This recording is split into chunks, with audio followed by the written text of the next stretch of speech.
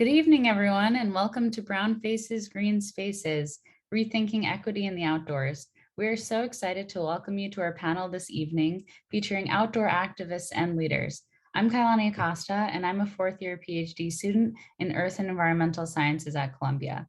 I'm also a part of Columbia Climate Conversations, which is one of our hosts for this event, as well as Latinxs in Sustainability, which is an amazing organization that has jointly worked with us to imagine and create this incredible event. So I'll turn it over to Carolina to introduce Latinxs in Sustainability.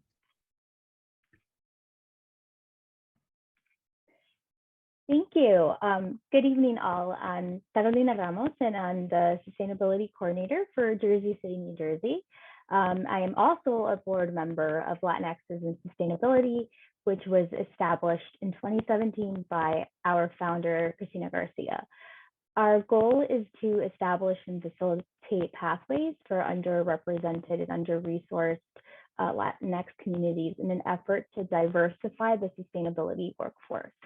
So we are determined to address and reduce the barriers that have led the STEM fields, and specifically the environmental and climate fields, to be among the least ethnically and racially diverse across all disciplines. We host webinars almost every month, and we are accepting applications for our inclusive mentorship program, and we're constantly sharing job and internship opportunities on our digital channels. So please follow us on Instagram or LinkedIn for more updates, and I'll drop the links in the chat box. And thank you all for joining us tonight. Thank you so much. I want to start by amplifying the work and the words of the Native American Council at Columbia University. The Lenape lived here before and during the colonization of the Americas. We recognize these indigenous peoples of Manhattan, their displacement, dispossession, and continued presence. This acknowledgement stands as a reminder to reflect on our past as we contemplate our way forward. We would also like to thank the Earth Institute and the Columbia Climate School for sponsoring tonight's event. This event will be moderated by Lauren Ritchie, a 20-year-old climate activist, writer, podcast host, and fourth-year student in sustainable development at Columbia. She is the creator of the Eco Justice Project, which is a digital platform that educates on climate justice, promotes intersectional climate action, and seeks to make sustainable living more accessible and inclusive by amplifying the voices of marginalized communities. She's also a writer and content strategist for Brown Girl Green, a youth ambassador for the Plastic Pollution Coalition, and the co-host of the podcast Black Girl Blueprint, a platform to center the voices and celebrate the accomplishments of young Black women in a vast array of fields. Please join me in welcoming your moderator and host for the evening, Lauren. Thank you, Kailani, for that introduction, and thank you to Latinx and Sustainability for collaborating with us on this panel. I'm so excited for the conversation that we're having today. Thank you so much to everyone for joining. I think this is very important, I think especially in all of the work that we do in the environmental space, making sure we have equity in the outdoors, we have equitable access to the environment and the natural environment is so important. And in today's panel, we're going to be talking about the challenges and the barriers, but also why it's just so important for the outdoors to be accessible. So without further ado, I will allow our wonderful panelists to introduce themselves and the work that they do and just what led them into these spaces of environmentalism and the outdoors. So Franklin, why don't you start us off? I just have a quick trigger figure. Hello everyone, my name is Franklin Alejandro Mena, also known as FAM. I'm here representing Team Wilderness. Blessed to be able to do so, which is a nonprofit based out of New Jersey City. Get to do some amazing work with some youth, middle school to the high school level. We do day hikes, camps.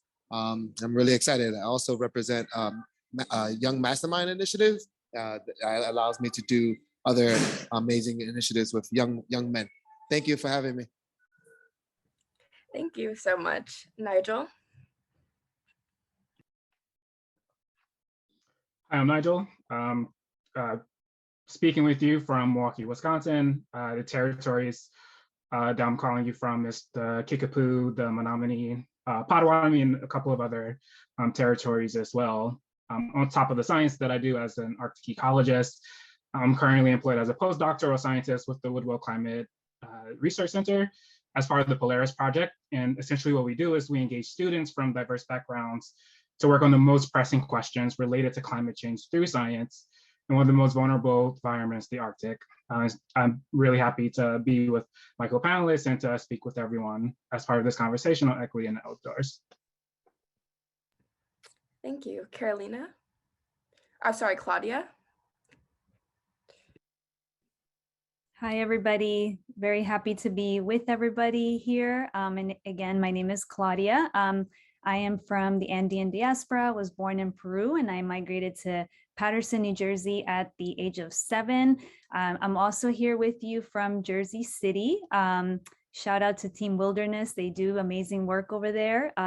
And so my background is in anthropology, community development, and food systems. Right now, I work for Rutgers Cooperative Extension for Hudson County 4-H. So a lot of people know 4-H mainly through fairs and dairy clubs and different things around animals, but we do have an urban agriculture presence. So I've been here for about a year, and a lot of my work right now is centered on urban agriculture and environmental education programs connecting middle schoolers and teens to the urban environment, and also just any aspect around urban agriculture. And I do that with the support of amazing partners of community-based groups and other county agencies on the ground. And I'm also a gardener. I love to hike and the outdoors, and also just exploring the nature in the urban environment.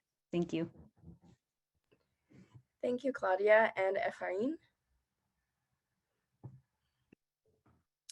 Hi, Lauren. Thank you so much. Hi, y'all. My name is Efrain Chavez Delgado. I use he, him pronouns, calling in from unoccupied and stolen lands of the Nisenan and several other indigenous groups. I grew up just down the road, or otherwise known as Sacramento, California. Grew up right down the road in unceded stolen land of the Miwok and Plains Yokuts and several other indigenous tribes, otherwise known as Stockton, California. And I'm working with Justice Outside as our grant making and liberated paths program manager, with our office being out at Oakland, but we do have a growing national presence, which I can get into a little bit later. But yeah, I grew up in the state of California, Central Valley, a family with ties to Mexico, my father's side of the family from Michoacan, my mother's side from Jalisco, and now my wife's from Colima. So if y'all ever pull up a map, it's a cool little triangle, which I hope makes for really efficient travels in the future when it's a little bit safer. But yeah, working with Justice Outside, who looks to advance racial justice and equity in the outdoors and the environmental movement. We shift resources to build power with and center voices and leadership of Black, Indigenous, and people of color because the health and current and future generations demand it. And we do this through a fairly intersectional and multifaceted approach with a variety of different programs that we ultimately hope will create a more just world where Black, Indigenous, and communities of color experience safety, health, and abundant joy through meaningful relationships with one another and the outdoors. I particularly work with the Liberated Paths grant-making program, which looks to reshift resources, money, and capacity building efforts to different organizations working in the field of the outdoors and environment. And we also intertwine that work with other programs we have, such as the Cultural Relevancy Series, which works with a series of workshops to work with organizations looking to really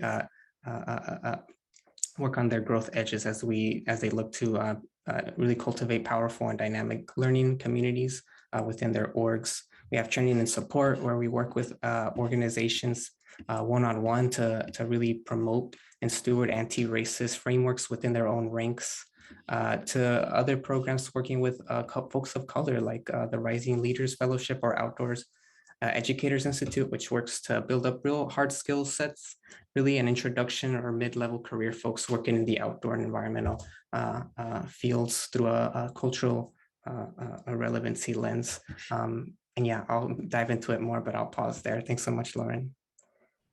Oh, thank you. Thank you all for your introductions.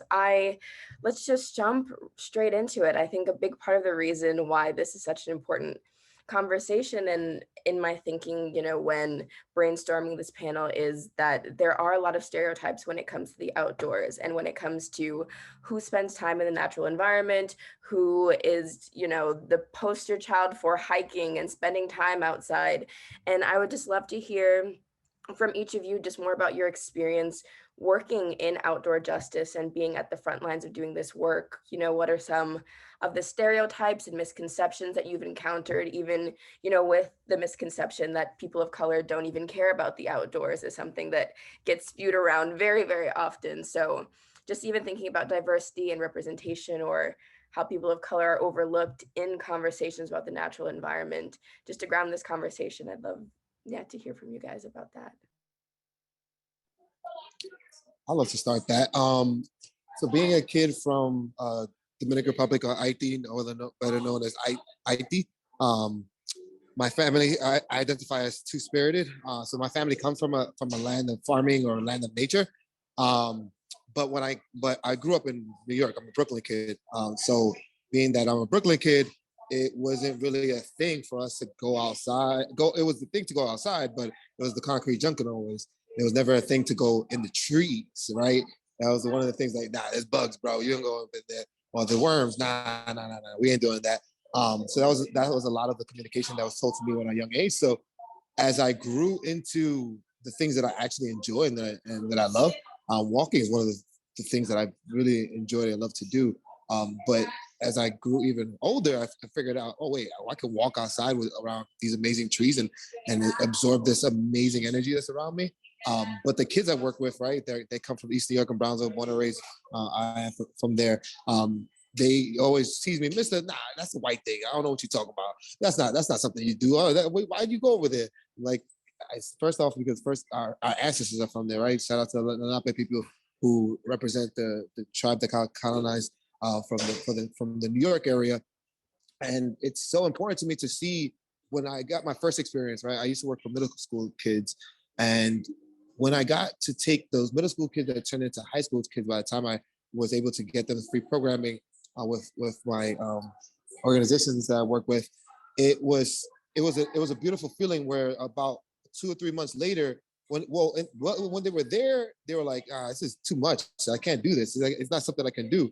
But as time went on and each day went on, you can see the fresher breath air, their eyes opening up, them willing to get up earlier, willing to deal with the trails of 4 miles, of 5 miles, backpacking, carrying the things.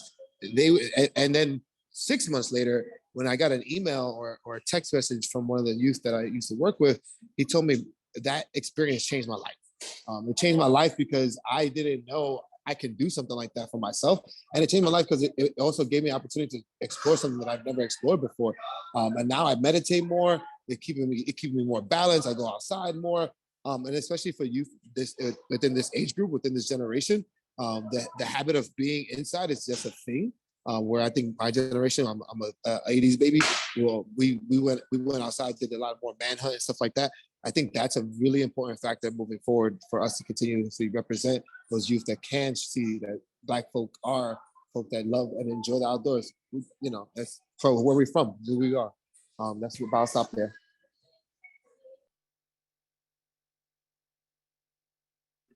I can jump in next. Yeah, I can totally relate to what Franklin was just mentioning. I also grew up in the concrete jungle, but a little one in Paterson, New Jersey, and then in a small suburb in Clifton in Passaic County, New Jersey. But I also come from Lima, which is another city in Peru. And although my family, my grandparents all came from the Andean farming communities, that kind of like skipped a generation with my parents who are not very much connected to the outdoors or gardening, but I always feel like it still transmits through that, generational knowledge that we have connected to farming, if that is in our families and our traditions. So I know in my case, although I knew that I loved nature and the environment, there was really no outlet for that at all. I didn't really have exposure to any kinds of clubs or groups that provided kids of color with access to the outdoors, especially Paterson, mostly people of color, different, a lot of, underserved communities in the area. So it was not something I was really exposed to. And then by the time I got to college, I, was wondering, like, I wonder if there's any environmental clubs in school. And then I ended up in the Water Watch Club, which was basically the only environmental club at the college I went to.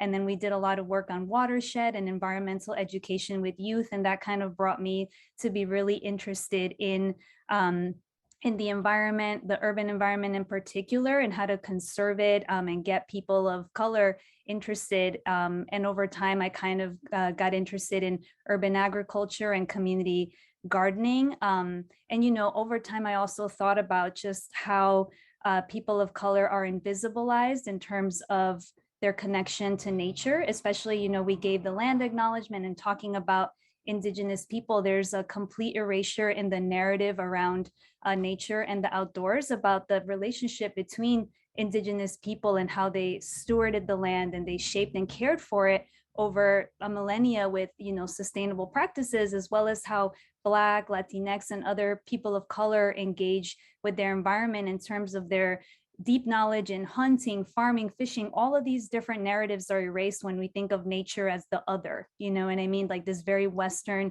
narrative around nature not being part of us, that it's outside us, outside of us. So I just, over time, just learning and researching about that. And now I'm, I could see, like, in terms of working with youth around urban agriculture and gardening, how that just helps to ground them.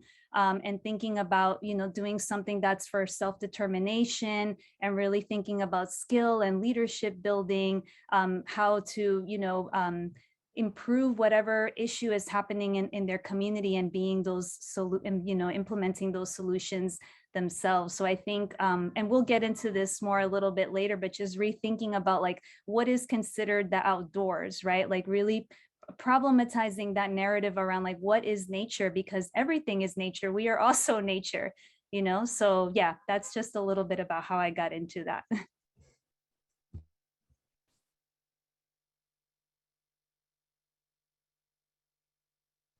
Feel free to jump in if either of you have anything to say. Or yeah, I can jump in real quick. Hi, y'all, Efrain here.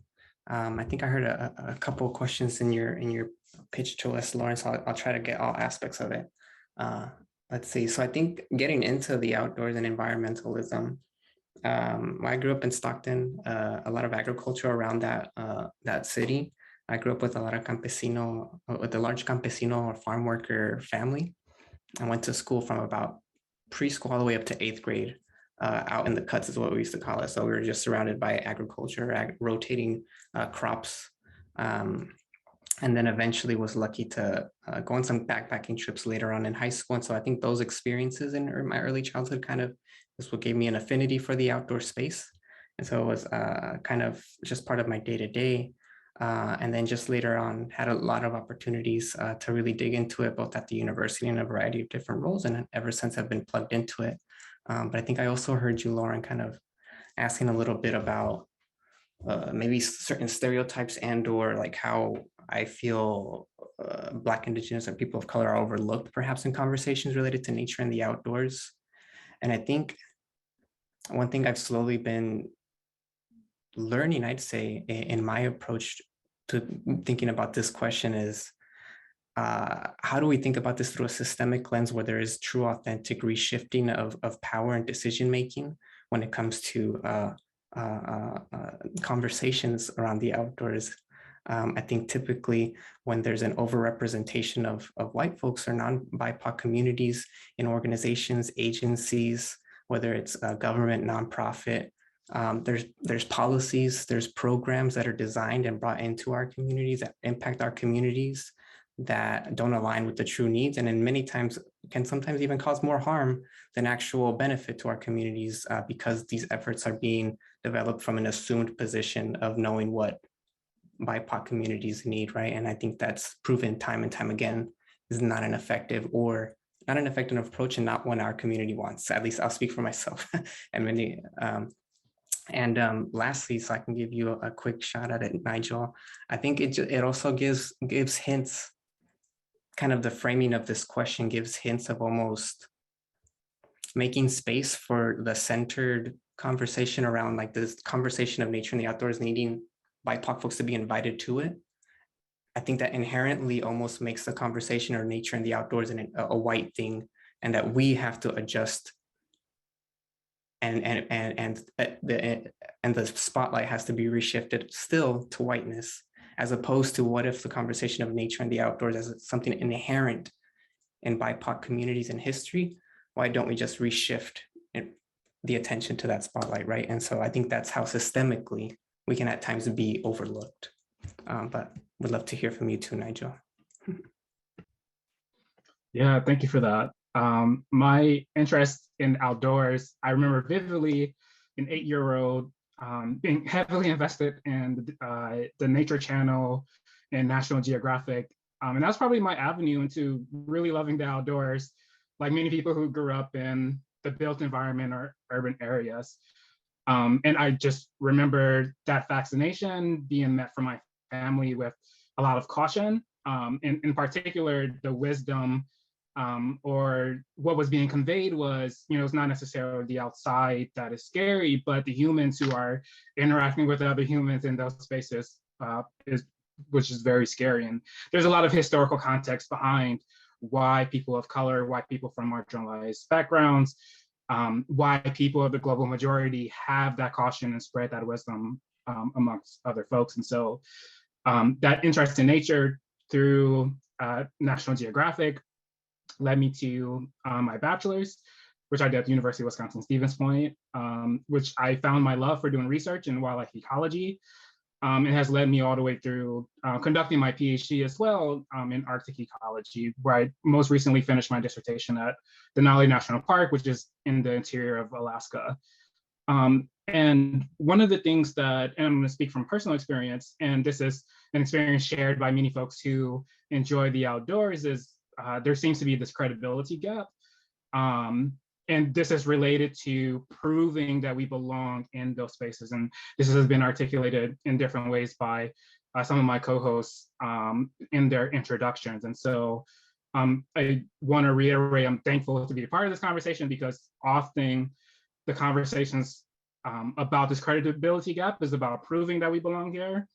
And I'd rather be spending that time actually having conversations around finding solidarity with others, which I hope a lot of folks who are attending this talk will be able to do, and some starting steps for writing our relationships with the outdoors. We'll define that, as mentioned earlier, then with each other as well. And so I will say that with regards to the credibility gap, one of the things that I particularly am invested in is in representation and sharing stories. Dr. Kimberly Crenshaw articulates this perfectly, and I can't do any justice, but the stories that we often tell ourselves connect seamlessly to the ways that we live our lives. And so it's really important that folks who are coming from marginalized background in the outdoors find a way of sharing those experiences, particularly because they're legitimate, they're valid, and it helps stakes a claim for what's truly at risk. And we can start off the conversation about defining the outdoors. We should distinguish the outdoors and high-risk adventures, right? And so some people have gotten at this a little bit, where the outdoors is literally the moment you step outside of your house. The other high-risk adventures requires really expensive gear, requires technical and safety training, and often whiteness to access. And so coming from academia, being associated with research in academia, most of the folks typically in my discipline conduct their science in these spaces. And people rightfully have called out and articulate how they're ableist, they're classist, they're anti-queer, they're anti-film and anti-Black as well. And so it's necessary that we've been having these conversations, I will say, in academic spaces. That was great. Yes.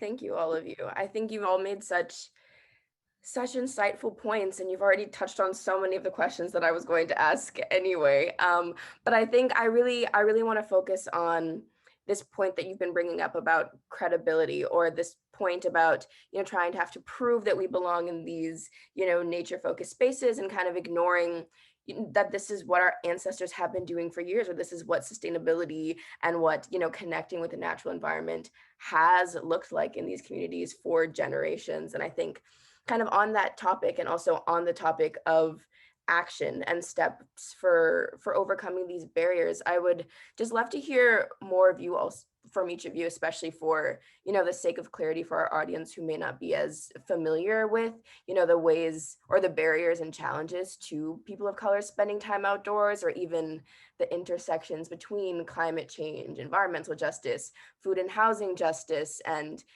people of color in the outdoors. So I would just love to hear from each from you, just more about those challenges and what we need to address, especially with what you were just talking about at the end there, Nigel.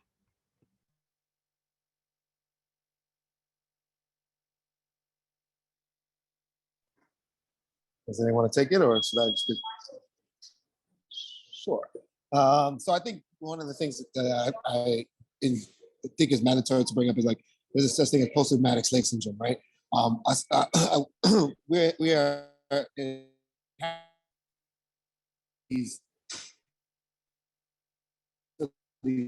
things that are passed down due to the fact that what happened to why, as an example, my mom grew up as a farmer, and someone who worked in retail, right? So when she heard that me and my brother going into farming, she's like, wait, I just left Dominican Republic, so you to go come here and do the same thing that I left for? And she's found that very weird. And I'm trying to explain to her, well, what you taught us and the things that you taught us are we're going to propel this universe to the next level of what we need to be. Protecting her, protecting it, protecting the things that we've learned, we've been able to be blessed through our historical and cultural upbringing, and I'm grateful to acknowledge that. And then to reference about the environmental issues that we deal with on a daily basis, right? I'm a kid from, again, East New York and Brownsville, and those are one of the biggest overly populated neighborhoods. Brownsville alone has 150. I said that correctly. Over 150 NYCHA housing units, and that's just NYCHA. That is just NYCHA or public housing units. That's a lot of housing units. That is an example of oversaturation of property in a location purposely done. That is an example of environmental racism. Because right down the block, right, not too far from it, which is East New York IBZ, which is my other organization called University is out of. There are a tremendous amount of metalworking organizations or junkyards. There is a tremendous amount of environmental issues with the amount of bus access there. That's one of the biggest bus depots in New York City, and that is like literally not even a mile, 2 miles away from all these 150 housing units that I'm talking about. I wonder why. So these are just examples of what people or us Black folk have to deal with when it comes to environmental issues, or portions of why we aren't, well, we don't see ourselves wanting to be outside. But I personally feel that it's a necessity for us to hold a space of healing.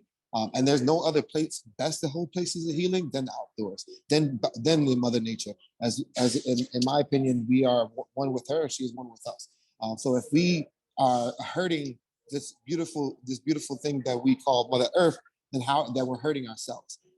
Because we're going to be over, like as another example, I go to the Dominican Republic, and you go into these what we call rios, rivers, right? And you have endless amount of plastic, literally bottled up in the corner of a lot of these rios, plastic, glass. And I don't know, a lot of other people who have come here from third world countries, or families who come here from third world countries can identify.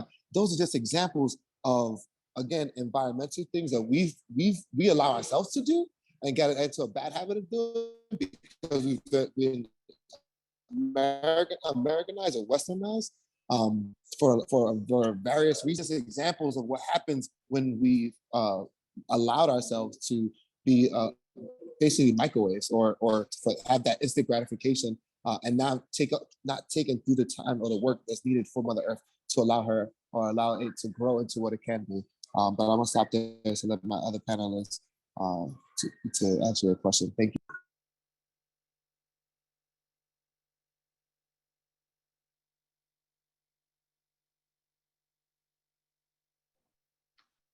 I just wanted to piggyback off of something that Franklin said, and then I'll take a step back to allow other folks to step up as part of the conversation. But like Franklin expressed the idea, right, that we're all interconnected, part of these interdependent systems.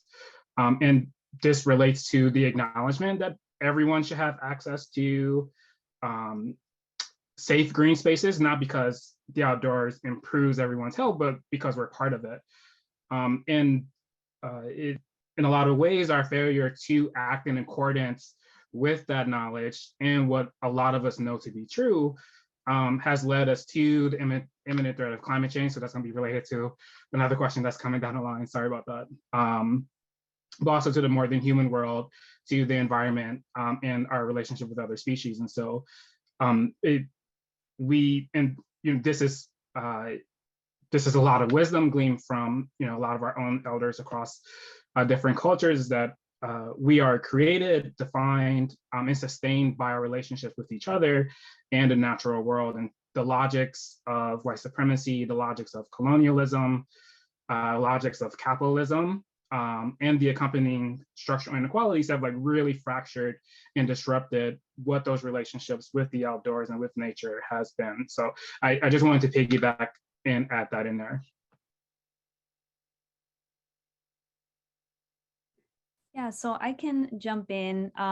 Yeah, just basically directly connecting to what Nigel and Franklin was saying, just to further think about the historical context of how this narrative around POC having to have credibility to be in the outdoors, it's also shaped by just the notions of who gets to be outdoors, right? Especially around the founding of the national parks and the conservation movement. Not that it didn't, have such a great contribution to the national park system, but the notion that the wilderness, the other kind of what Nigel has been saying, has been for the privileged few. It was really framed around the narrative of white men entering this space, and also these gendered notions around masculinity, when women and non-binary people have been also part of the environment and contributing and shaping it. So just thinking about those different notions to really shape the narrative of the outdoors being for the privileged few, and also how institutional racism has really disconnected people from the outdoors and what that means. Like Franklin was mentioning about farming, right? Like his mom was a farmer. My grandfather was a farmer too from the time he was little, but in Peru, like I said, that kind of skipped a generation because of many different reasons. My grandfather was, initially from a peasant community, came to Lima, did a bunch of different jobs, but it wasn't desirable nor valued to have those farming skills.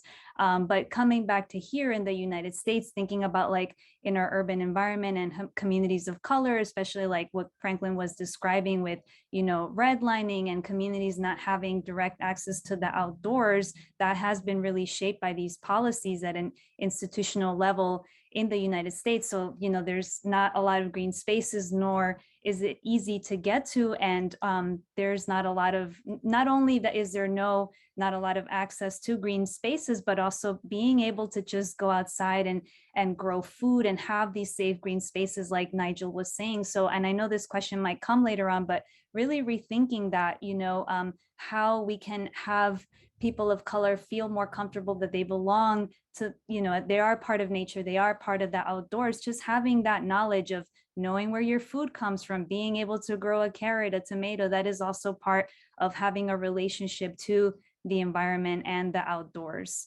Okay, yeah, I'll stop now, but yeah. Mm-hmm. I purposely went last because I felt like y'all would be able to hit this one out of the park, and I don't have to answer anything. So I think the only small thing I'll contribute, which is really a cherry on top for everything y'all really beautifully demonstrated, is just something recently that I ran into.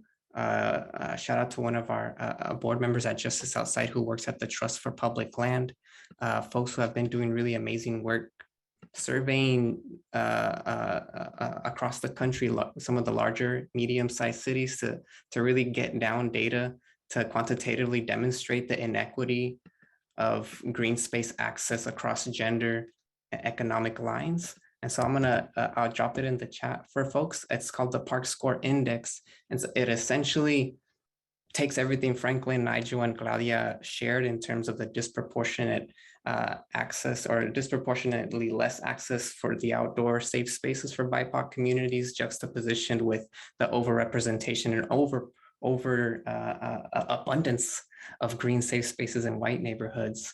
And that is just systemic. Another example of the way that systemic powers are able to really dictate what many of the conditions our communities find themselves in. And so that's the cherry on top. I'll pause, looking forward to the next question. Thanks, y'all. Thank you. Yeah, that was, you covered all the bases that I wanted to cover in that question. So thank you all for your responses. And I think something else that I wanted to pivot to next, especially, when we're thinking about justice outside, a lot of people also don't understand the importance of the natures of the outdoors, or I think, as Franklin was saying before, when there are people who are just like, this is a white thing, or this is just not that important of an aspect of sustainability. I would love to just highlight for our audience, what are actually these benefits of spending time outdoors or the natural environment, even in terms of like green spaces, even in thinking about the environment, the urban heat island effect, or, the environmental benefits of green spaces to, physical activity and mental health. There's just so much base to cover, I feel like, in terms of why green spaces are so important, but also the repercussions when communities lack access to these outdoor spaces. So let them know, why do we need these green spaces and why should everyone have access to them?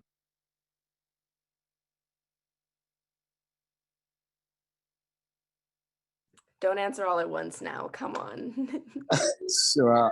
I don't like to take up so much space, but I'll go ahead and start again. So nature deficiency is a thing. And I think we, as again, kid from the concrete jungle, I didn't know what nature deficiency was until I got 3 days out in the outdoors, disconnected from my phone. And I think that is what, there's a euphoria that people don't realize happens when we're looking at our phones so much, or we're looking at social media and these likes and stuff like that. I think that is one of the euphorias that happen very hallucinogens or any other drugs of that nature, right? Very similar to that, or when someone has sexual pleasures, right? Those are the same euphoria that you get from that, the same euphoria you get from your social media content that you receive. That is what ends up readjusting when you go into nature. Nature deficiency is a thing that is very much needed and wanted, in my opinion, by everyone. Because again, like you were hitting it right on the head, mental health is a thing. Detachment from your phone is a thing. Taking breaks is what the prize. One of my hugest concerns, especially when it comes to cities or metropolitan areas, is the problem of how they use these green spaces, is how the senators or the politicians use these green spaces as way of gentrifying or of taking the folks that make the community what it is to get to that point. They take that away. East New York and Brownsville known for the biggest green spaces in Brooklyn, not only Brooklyn, but New York City.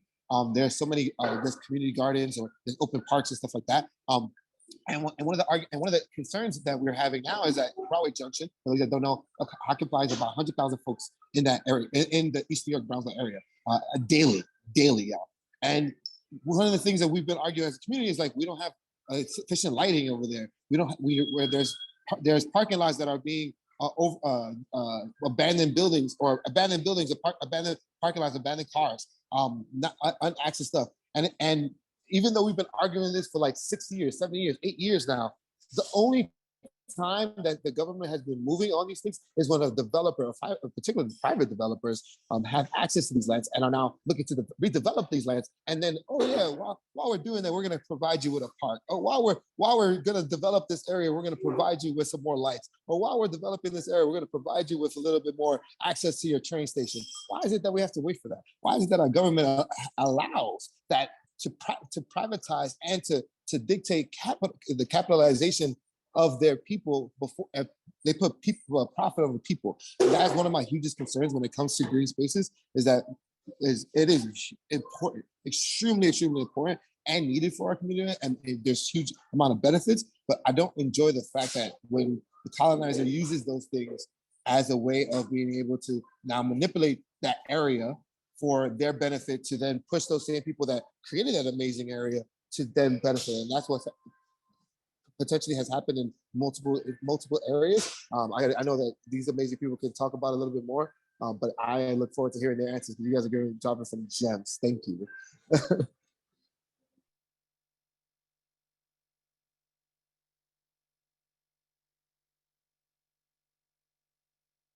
I could jump in, y'all, real quick. Thanks so much for setting us up with that one, Franklin and Lauren, that question. I think a quick offering I'd like to share for this question is, I think I won't spend too much time really digging into this phenomenon that you've already laid out for us, Franklin, you know, that the really direct and deep historical benefits that nature can provide folks. However, what I'll add to that is something that I've been really seeing in my particular role as a grant making program manager. I get the really fun job of working with folks doing really amazing work on the ground across different communities, all looking to connect communities of color in the outdoors, and in many cases also integrating community organizing and climate action work.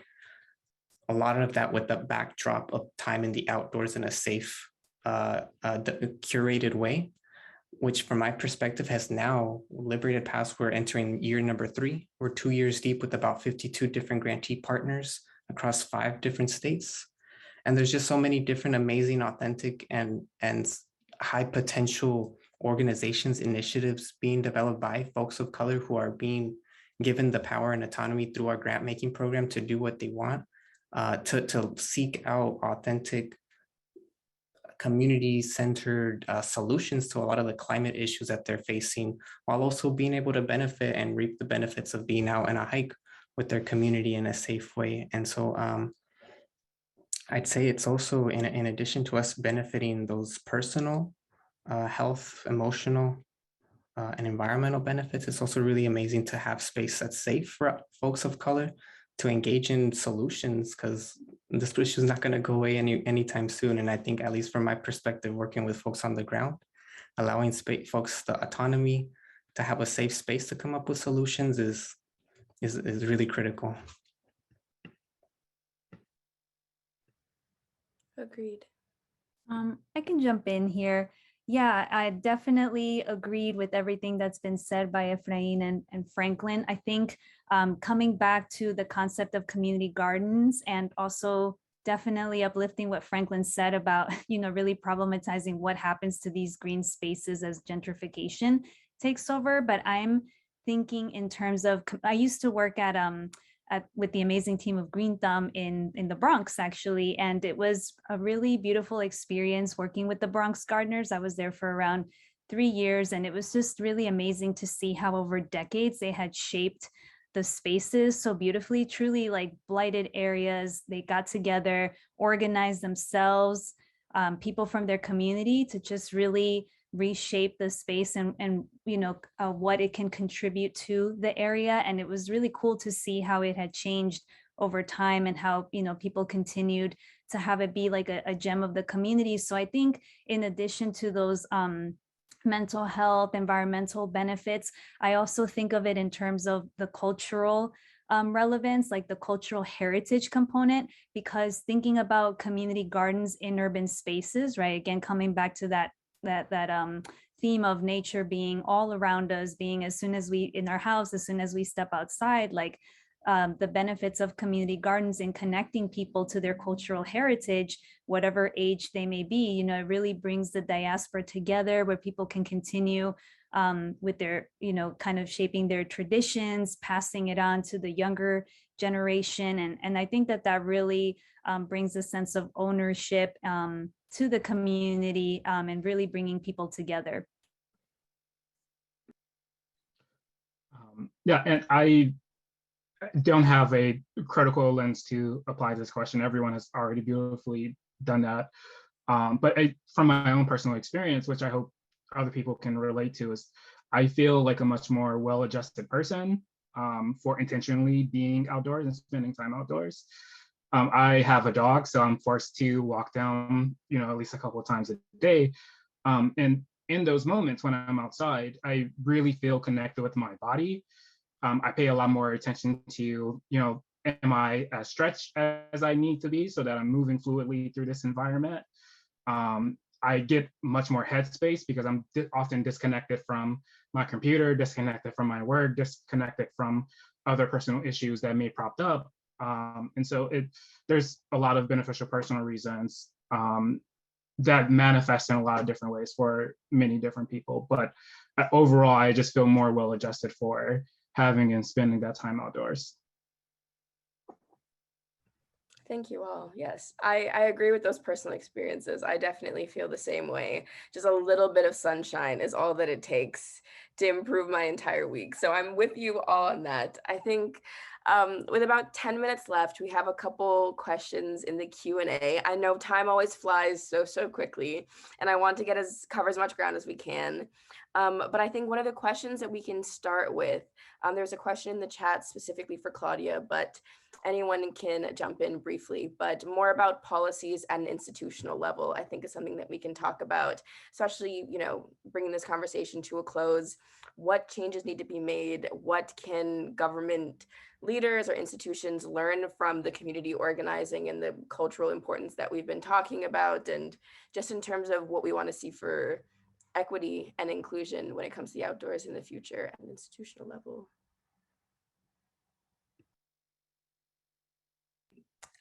I will say, like, in terms of local governance and sort of just normalizing having people of color, youth of color being part of our environment, especially in urban communities, just really thinking about, I guess, placemaking, how place can really contribute to people feeling more welcomed, having more spaces where youth can actually access outdoors, like really including that as part of any new plans in the community that take shape in public parks and new projects.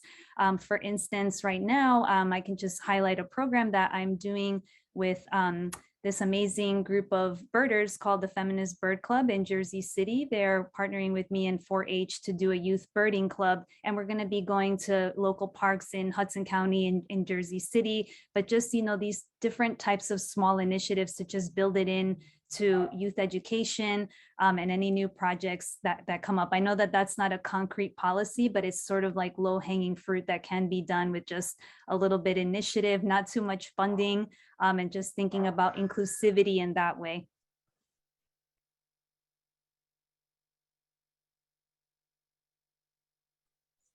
I think an important policy that was brought up not too long ago in New York City, and particularly, was the green roof policy for any new public development. They have to have a green roof. Is a really huge one. Other ones that I think is going to be important moving forward is going to be more in agriculture, and particularly urban ag. I wouldn't say I wouldn't know. I know the policy particularly, but I will make a strong argument on the importance of why urban agriculture and agriculture is extremely important within our communities. Putting your hands into, like, one of the benefits I would say is, putting your hands into the dirt gives you such a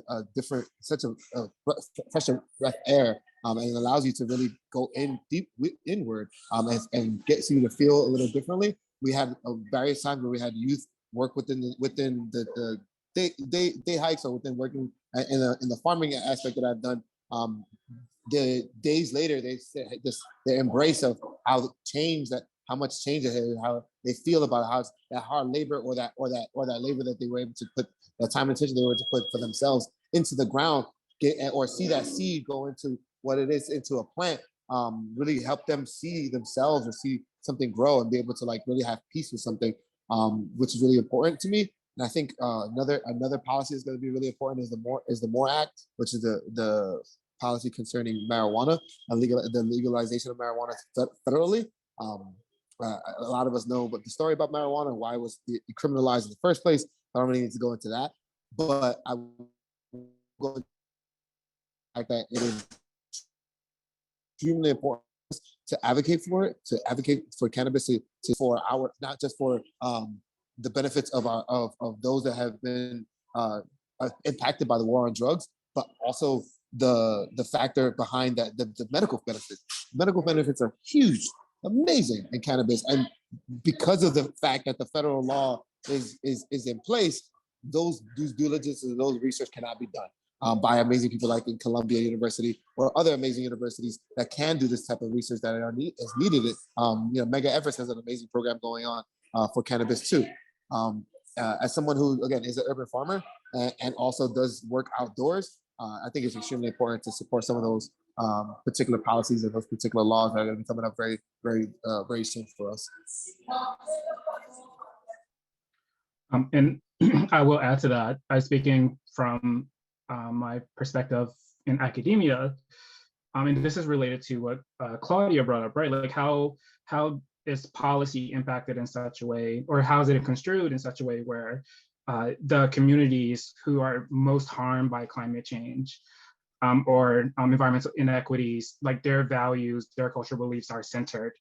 And this is often related to the credibility gap. So looking at policy, I'll talk about environmental conservation and even climate change, is currently constructed where science or academic mindsets hold the cultural authority on the type of knowledge that is needed to address these questions. And so if we're serious about bringing equity into the outdoors and other conversations that are revolving around climate change, it's really important that we open up the concept of what is defined as rigorous knowledge, to include the oral stories and the experiences of folks who are the most harmed by a lot of the things that we are trying to be change agents for. So that's my tidbit that I wanted to add to that.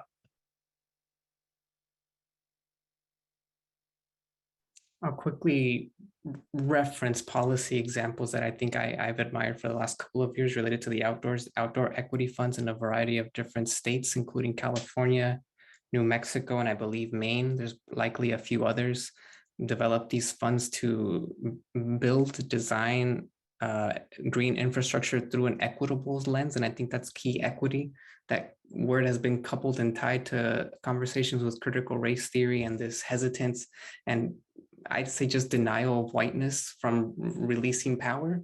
And I think being able to maintain policy frameworks that center equity, like targeted universalism, founded over there by John A. Powell with the Othering and Belonging Institute. And so digging into those community-based, equity-based frameworks is what I shout out. Amazing. I'm with Franklin. Finger snaps all around. No, I'm all for the community-based like action and programming. I think that's where it is. The bottom-up approach, making sure you have community and cultural perspectives is how you get work done. So I'm here for this. We have 5 minutes left, and I just want to leave time, I guess, for any final thoughts, anything you want to shout out, any places people can volunteer or resources. I know, Franklin, you'd also mentioned, what's going on in terms of environmental justice in New York City and Brooklyn as well. I highly recommend, if there are any resources, well, to check that out. I put a resource about Red Hook and the Gowanus neighborhood in the chat with the Nitro Recovery and Resiliency Project. Highly recommend everyone checks that out.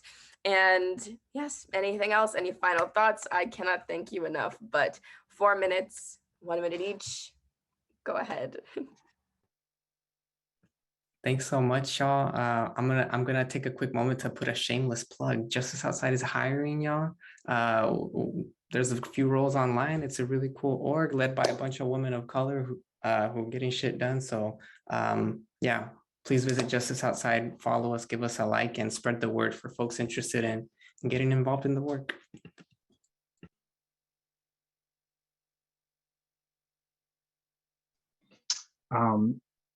Again, I just want to express how it's been such a pleasure to be here with my co-panelists. I want to share some wisdom from writers like Adrienne Maree Brown, who have articulated that we are in an imagination battle. Folks whose imagination thought it was okay that, we are in the place that we are in now, that it's okay to continue to extract resources from our planet.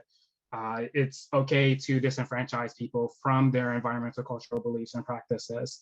And that, people historically out-imagined their ways out of monarchies, people out-imagined their ways outside of other type systems that marginalize people. And so things may seem hopeless, but I really encourage folks to go into their imagination and really start thinking deeply about what are the things that we can start changing.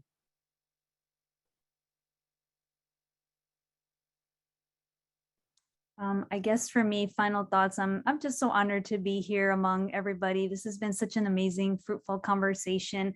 I guess final thoughts, just encouraging people to go to a community garden, see if you can get involved, or any outdoor project, because I find that these kinds of community-based initiatives are really how we can transform our communities and bring power to our communities. So definitely encourage people to get involved in any of those community-based efforts, especially like in community gardens. One thing I saw, like for instance, in the Bronx, is that a lot of those gardeners are aging out. So they really need younger people of color from the communities to really be involved. Growing food is not just a white thing, right? Thinking about community gardeners, some time ago, there was like urban agriculture coverage that it was, white new gardeners from the community growing, when there's been this tradition of gardeners of color, just, especially like in the Bronx, really bringing this to the fore. So I'm here back in New Jersey, putting in a plug for the Patterson Greenacre Community Garden. It's an urban farm that is really focused on food justice and equity. So just letting people know about that. And I'm in Hudson County 4-H, that's my job. So I'm always looking to partner with anybody interested in bringing quality programs around urban agriculture and the environment for youth, especially in our communities of color here in Hudson County. So thank you. First and foremost, I just want to thank everybody, such amazing panelists, such amazing conversation. So thank you to the panelists, thank you for those that put this together. Thank you to our ancestors for allowing us space to be able to do this in the first place. Look, I'm a kid from Brooklyn. I'm a kid who doesn't have necessarily a degree, but I get to speak passionately. I get to speak about the things that I enjoy. I get enjoyed to do, and the things I get to do. So shout out to those that are believing in themselves enough to just do it. Go out there, be yourself, do all that you can. Don't allow no to be in a discussion. Shout out to Team Wilderness for allowing me space to do this with youth, and giving me space to be able to do it. Shout out to Steve for recommending me for this. Shout out to my men's group who inspired me to be another black man in this world, to step up to the plate, not just for his youth, but for his community. Shout out to my team at University NYC. Again, it's a play on words. It's Universe and then City NYC, for just the work that we get to do every single day, doing community gardens, feeding the people through our free fridges, doing so much amazing work. Sometimes not always being funded the way we should be or the way we need to be, but I know that the work is not the work isn't for that always. It's just like be able to get an opportunity to. It's not about being acknowledged. It's about our community getting the benefits that they need and the resources that they need. And if I have those resources and I have those benefits, then I might as well give it out to the world and hold it on, because I don't get to take anything from here. So that's what I would say. But thank you, everyone. Thank you for allowing me space to be able to talk and just be able to converse with everyone. And I'm grateful, and I hope everyone has a blessed day. Thank you. Thank you. I hope you all have a blessed day, and everyone who attended. Thank you. This was an insightful conversation. You brightened up my Thursday evening. So I hope you'll have a great rest of your day and weekend. Take care, and thank you. Bye-bye. Thank you. Thank you so much. Bye.